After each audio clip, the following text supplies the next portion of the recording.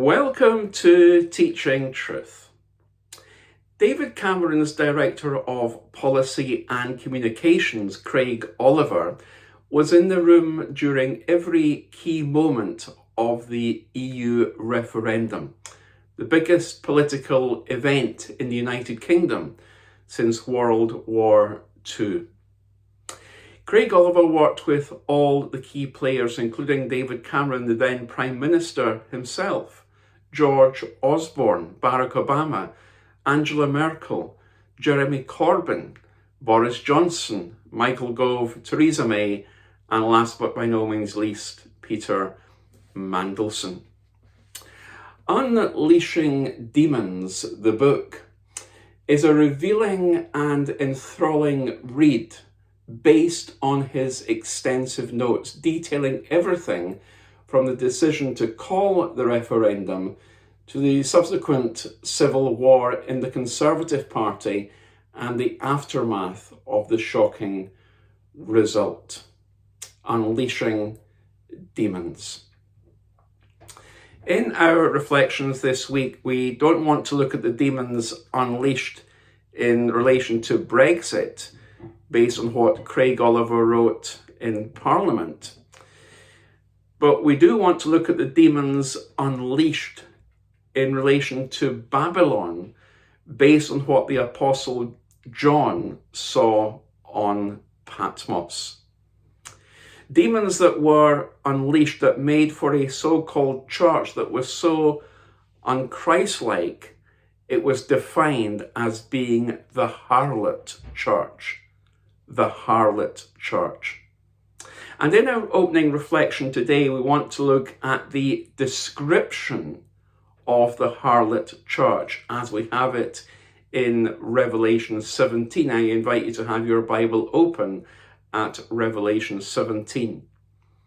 Because when you dig beneath the topsoil of Revelation 17, it is fundamentally exposing the false religious system, the unchristlike harlot church that there will one day be. With Revelation 18, the subsequent chapter, about a false political, commercial, and economic system that there will one day be. The description of the harlot church. Now, to best describe the harlot church, we need first of all to understand what Babylon means. Now, there's the city of Babylon, there's the empire of Babylon, and then there is the system of Babylon. And it's the system of Babylon that we're dealing with here. When we talk about Babylon, we're talking about an evil system, an evil, false, religious system, demonic and unchristlike, where demons, as it were, are unleashed. In the same way, when we talk about Wall Street, yes, there's an actual physical Wall Street in New York, but we use the term to convey the idea of a financial system. And when we use the word Hollywood, we don't mean that portion of Los Angeles that has the big sign on the mountain saying Hollywood. We refer to that as being indicative of the film industry. And similarly with Babylon, it's a false, evil, demonic, religious system. And therefore the Babylon system is one that we as Christians should not allow ourselves to be sucked in by. And as we dig underneath the topsoil of Revelation 17, we see God's judgment and God's destruction on the evil, false religious system of Babylon, referred to in verse 5 as mystery, Babylon the Great, the mother of what? The mother of harlots. The mother of harlots. She's described as a great harlot, not just an ordinary harlot, but a great harlot. Why? Because this harlot, this so-called church encompasses the whole world. It's an ecumenical movement that the religions, as it were, come together in one pluralistic faith, if there is such a thing, under one umbrella and become one world religion.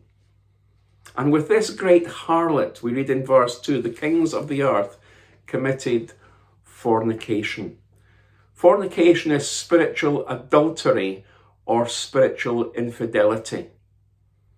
Spiritual adultery in relationship to God. People turning away from God and falling in love, as it were, with other gods and worshipping other gods.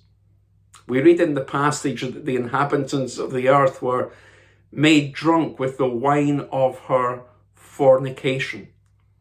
And what this is alluding to is doctrinal permissiveness. And sad to say that there is a doctrinal permissiveness in not a small number of churches today. Now, why does God use the figure of a harlot? Well, God uses the imagery of a harlot all through the Old Testament in Isaiah 1:21 and Ezekiel 16:8. He uses the imagery of Israel turning away from God. So he uses this term harlot to indicate, to symbolize this turning away from God and the worshipping of false gods of other heathen nations. And the same imagery is therefore used in the New Testament for the church. This woman is a harlot, a majestic minx, the disgusting deceiver. But the church is the bride of Christ, pure and clothed in the righteousness of Christ, engaged to him and soon to be wed to him at the great marriage supper of the Lamb.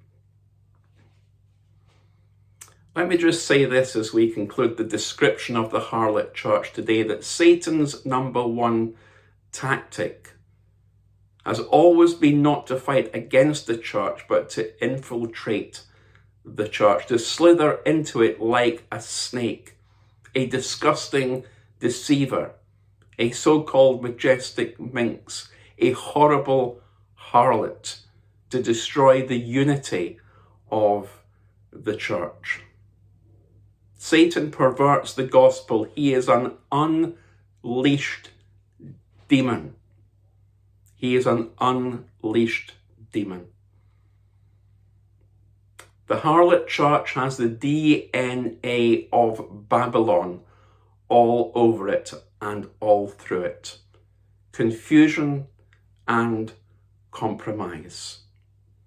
It's a church where the demons of division and destruction are unleashed. Join me tomorrow in Teaching Truth as we consider the dress of the harlot church.